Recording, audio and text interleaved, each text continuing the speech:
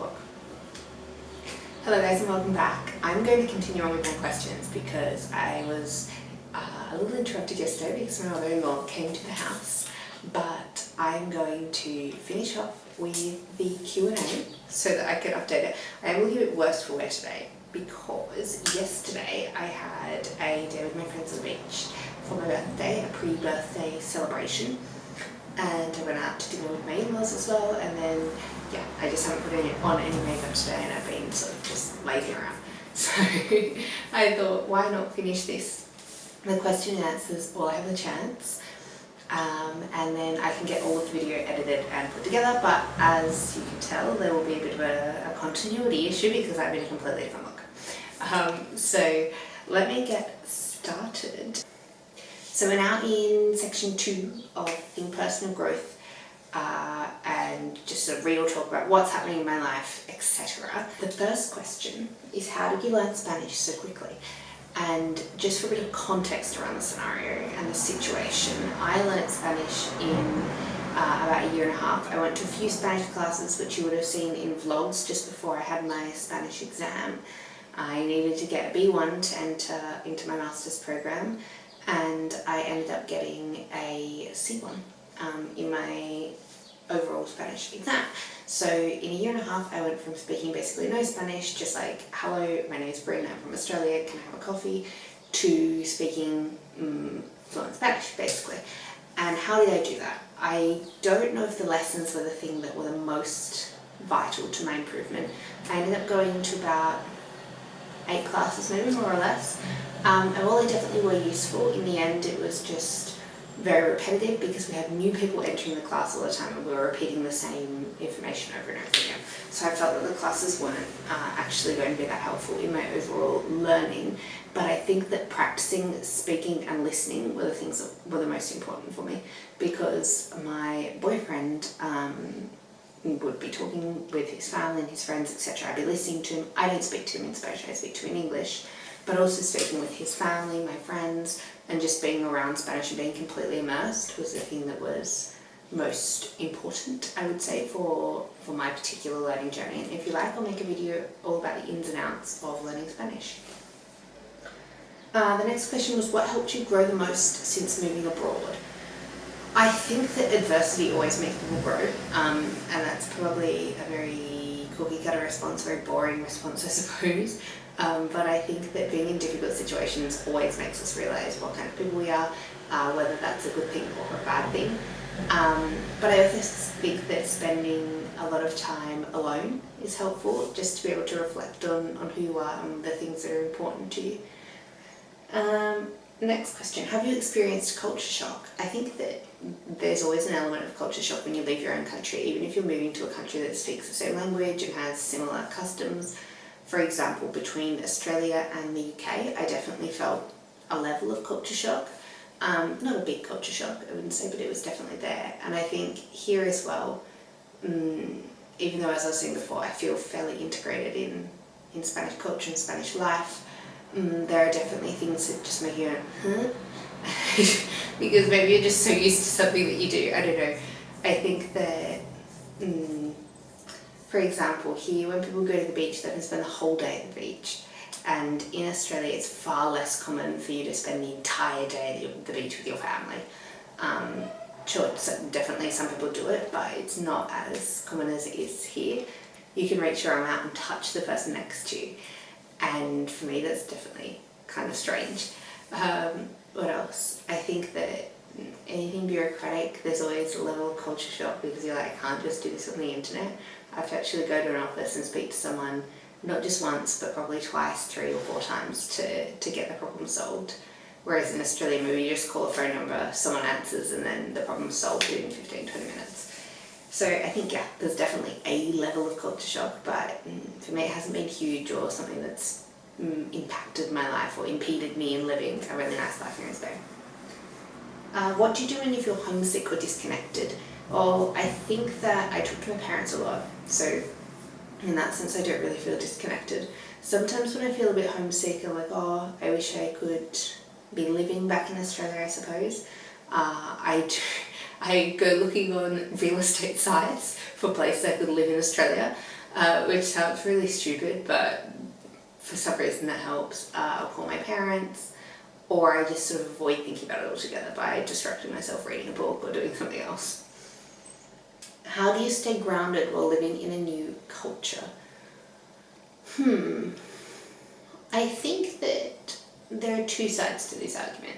One of them is that it's important to remember your roots and where you came from and the things that make you you, and those things really leave a mark, a fingerprint on your character. So I think it can be very difficult to forget those things anyway.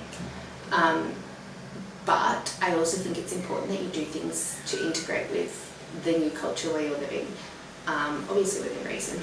But I think that doing things to connect you to the people around you can be really important, even if you don't agree with their beliefs all the time, or share the same cultural traditions as they do. Sometimes it's nice just to do things with people, even if it's not your thing. And I think that helps me,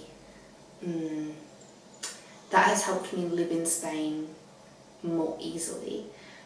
But I don't think that I have had to ground myself in my own identity, if that makes sense. I think that my identity is a very integral part of who I am, a very integral part of my values and how I see the world, and so I don't think I've had to do anything to really ground me in my identity, if that makes sense.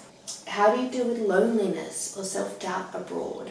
I think that loneliness is a topic that as adults we have to come to terms with a lot, because it's not as easy as it was when we were children to connect with other people and to be close to people and to have friends.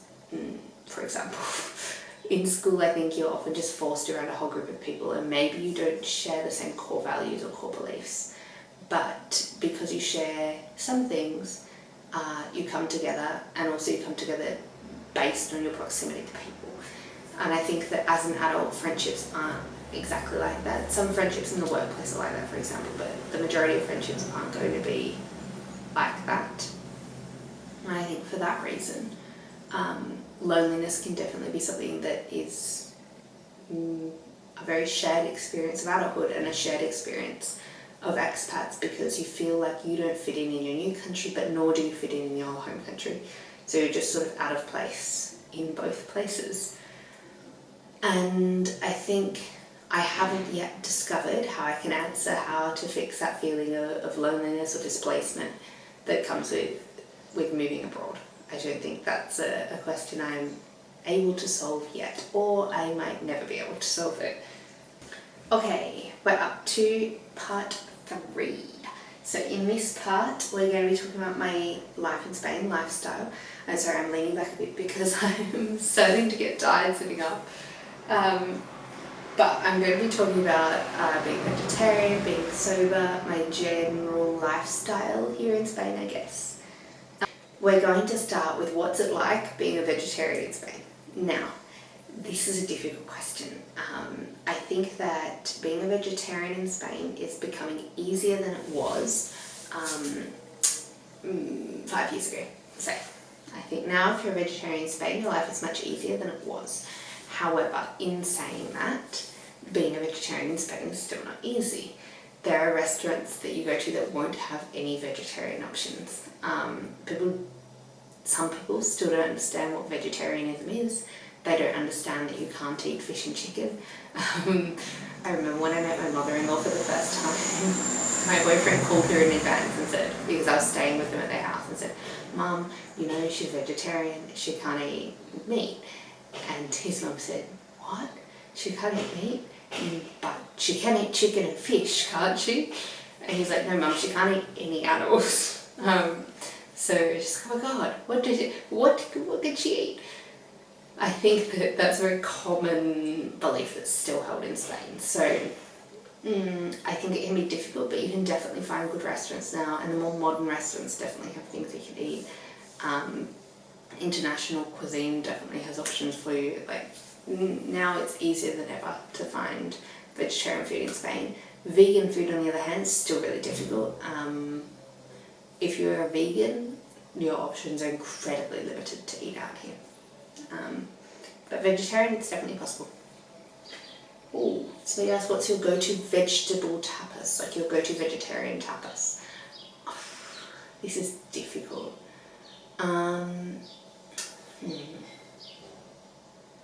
I do like a pisto with pisto con huevo, which is like a vegetable stew with a fried egg. I do like that. If they have croquettas, setas. It's a, I don't know the word for croquettas in English. Like a, I don't think we call them a croquette, but I'll put a photo on the screen. It's like a cheese-filled fried thing, basically. But mushroom flavour, I should say. Mushroom flavour with cheese. What else? I like papas alioli, patatas aliñado. I will put photos on the screen and the names of the dishes so you can see my favourites. These are probably my favourites. But as I said, it can be difficult to find vegetarian food at traditional Spanish restaurants because not a huge amount of foods are vegetarian. It's not like in Italy where you can go to places there will always be something vegetarian because it's predominantly cheese and tomato based. Here it's definitely meat heavy. So it can be difficult sometimes, but those are my favourites. Any advice for someone wanting to romanticise their routine? I think that romanticising your routine, first of all, doesn't have to be public, doesn't have to be on social media. I think there's a big trend of romanticising your life and putting it on social media. Maybe this helps people be held accountable, but I think that you can find joy in the small things without having to share it on the internet. For me, that is making my coffee in the morning. We got a coffee machine, I make my coffee every morning. And now I have a garden on my balcony, and caring for my plants on my balcony just brings me such joy that I think that for me that's a very positive experience that brings a lot of joy and I suppose in a way romance into my life. Opening a window in the morning and seeing like all of my beautiful vegetables on the garden makes me so happy. On the garden. In the garden, on the balcony is what I wanted to say, but it just came out as one sentence. And I think just taking the time to do little things, even if that's just walking around your city in the afternoon, having a coffee outside, opening your windows and letting in fresh air, all of those things can be really special and beautiful without having to be expensive or publicised on the internet or even very big and important. How do you stay balanced when you have so much going on? Now, I think this is a difficult question to answer because I often don't stay balanced, but I think sometimes there is beauty in that. And by that I mean sometimes staying balanced is not possible because you have too much going on. Sometimes your life is not able to be balanced in a 50-50 way, and that's okay. That happens, but that's just going to happen for a period. That's not going to happen for your whole life. And I think understanding that for X period I won't be able to do these things, or I have more jobs or more, I don't know, more study than I would normally have, can be very powerful in sort of regulating your own emotions about that. Like, I'm not going to be able to have a balanced life for this period, but it's only this period. And I think that taking time when you do have it to do things that are important to you is also important. But you have to understand that it's not possible to do everything. You can't see your friends, study, work, do your hobbies, do your passion projects, eat healthy, go to the gym or go to Pilates or do exercise in general. Read, I don't know, scientific articles and magazines or whatever else you want to read to learn. You can't do all of these things together all the time because you have 24 hours in a day. And I think sometimes we have to understand that, sleep, sorry I forgot the very important thing. Sometimes we have to understand that balance is going, okay, which of these are my priorities right now and how do I balance these 4 priorities instead of these 10 things I need to do. Next, what does slow living mean to you practically? I think for me right now, slow living is having my garden on the balcony, taking time to slow down in the mornings and have my coffee,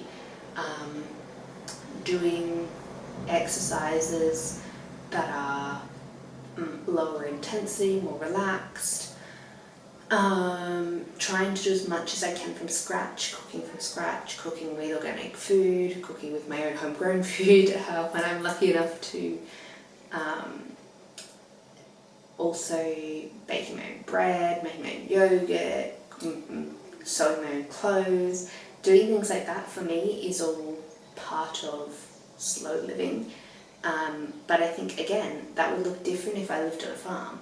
But I live in an apartment in a city that's very difficult to find organic food in, and where there can be lots of additives or processed foods in different things. So obviously, for me, that's a very different thing than if you are living on a farm in the middle of nowhere and you grow all of your own food and you have sheep to make your own wool.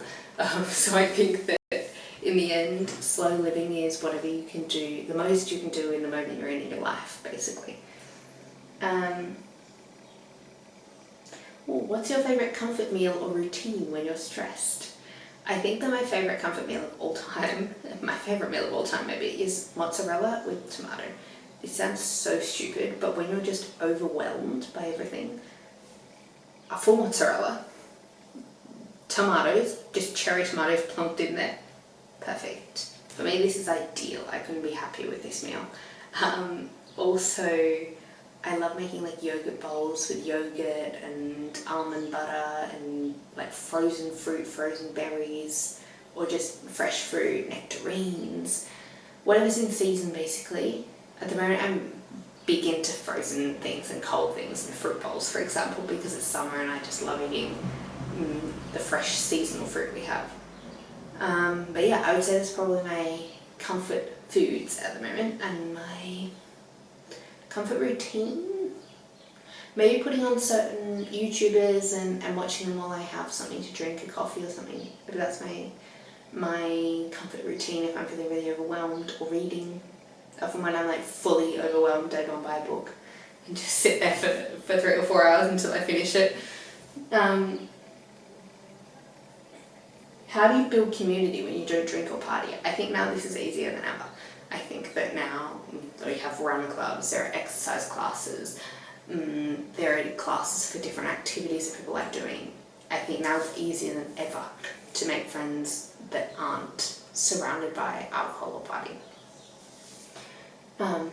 Or at least community. Not friends, community, acquaintances, people you know. What's your ultimate cozy day in Seville? Okay, let me imagine, because right now it's not cozy in Seville. Right now it's overwhelmingly hot in Seville and I'm fucking dying, and so is everyone else. But I would say classic cozy day in Seville, autumn, sunny, really fresh in the air. Perfect, I've set the scene. I would, first of all, I would walk to the city centre. I would go to East Crema and have a coffee. I would then do a loop down through La Alameda just to see what's going on, look at some of the second-hand shops, for example. I would stop in La Mala Branch for brunch. I would have a caprese bagel, which is really good. I would get that. I would then walk through Santa Cruz. In the afternoon, I would come home. I would make myself a hot chocolate. I'd sit down and read a book I bought in Casa del Libro. And then for dinner, I would have something like gnocchi or a baked pasta, like a tray baked pasta. You know, when you make like a one-pot pasta. I make an orzo in the oven with feta, tomato and lemon and basil, which is really nice. So maybe I'd make that. And then just keep reading my book to the end of the night. This is my perfect cozy day in Seville. Okay. I'm going to try and do this as rapid fire without giving explanations, because otherwise we're here forever. Weirdest Spanish word I've learned. Maybe footing, which you conjugate like hacer footing, and it is to go jogging. It's an Anglicism that they have taken from English, and it means to go jogging in Seville, at least. Hacer footing. Hacer footing. And best thing about going out in Spain. Best thing about going out in Spain, there's lots of bars, there's lots of places you can go out and have a beer and just hang around on the street. There's a lot of life in the streets. Maybe favourite Andalusian slang, nonina. Nonina is when you want, it's like no, basically it's like a triple negative, and it's used for emphasis or to say like obviously. It's used in a lot of situations. I also love mamoneo. Mamoneo is like, how do you translate mamoneo? It's like a joke, a prank, a long prank, stupidity, all combined into one. There's no English word for this. I will find a definition on the internet and put it here because I can't think of a good way to explain it in English, but nania y mamoneo. Favourite place to people watch?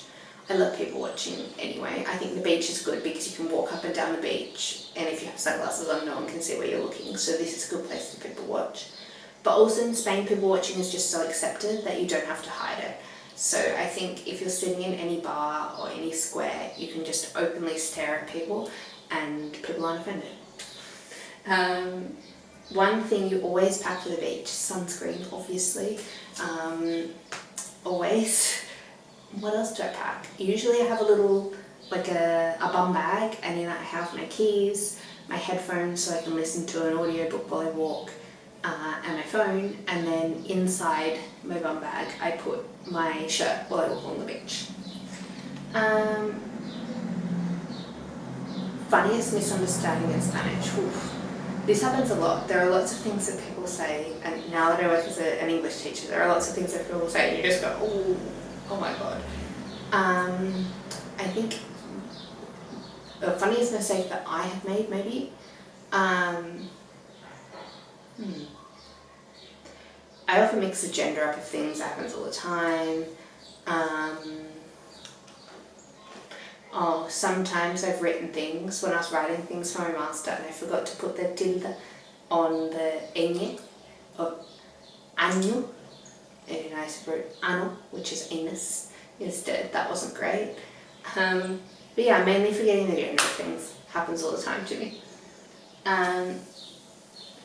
One thing that locals do that you now also do. Maybe I stare more than I did in Australia. Also, if I... what do I do that locals do?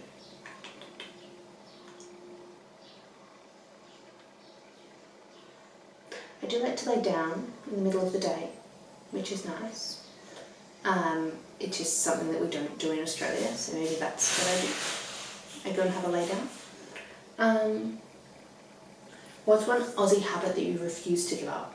Lots of things. I'm still very Australian. I refuse to accept bad coffee. I walk around with shoes everywhere, that I do in Australia anyway.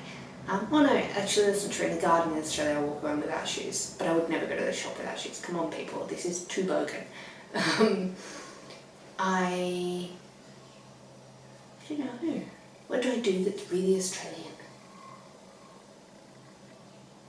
I don't know, I can't think of anything. I say a lot of really Australian things still. But apart from these, I suppose I close all my windows. This is not just an Australian thing, but this is definitely something that more Australian people do. And that is, if it's really hot, I close all my windows at like 9 AM. So I'll open all the windows all night, let all the cool air in, and then as soon as it hits like 8:30 in the morning, I close all my windows completely. And some people in Spain do this, but there are also lots of people who leave their windows open when it's hot. I'm like, what the fuck are you doing? Like in my house I don't have air conditioning, so I can't just have the windows open all the time. What's something aesthetic that you don't film? Lots of things. I normally don't film much of my life at all, so there are lots of things that happen, and sometimes I won't have a camera and be like, oh that was so pretty, I wish I'd filmed that, but I can't. what does my partner think about my content creation? He's happy, he's supportive, he's always happy and supportive for me. He holds the camera, he films me. When I do my horse photography, he'll come with me, he'll take me. He'll take photos of the horses with me if I have a second camera. He's really good. Last questions, last 5. So we've got, what would you tell your younger self before moving abroad? That it's okay to be scared, and it's going to turn out different than you ever imagined, but it's still going to be great. And that you should do it. That all young people should move overseas, or should move away from home, or should do something scary that challenges them. What do you want your audience to feel when they watch your content? I hope you feel relaxed. I hope you feel... I think relaxed is the main thing. I hope you feel a little part of what it's like to live in a city as beautiful as Seville. And I hope you feel... yeah, I guess those are the 2 things mainly. And I hope you feel it's beautiful, because life is very beautiful. What keeps you going when motivation dips? Usually external pressure. That's the only thing. Where do you find creative inspiration? Ooh, I find creative inspiration in everything, really. I find creative inspiration in photos I see of other people's, content I see of other people's, obviously books, poetry, in nature, in people themselves. I think, yeah, you can find it in a lot of places, for sure. What's next for you? What's next for me is hopefully this channel. Hopefully creating this channel, this community is what's next for me. After that, who knows? I hope to study something else. I hope to finish my master, but who knows? For now, it's just this channel.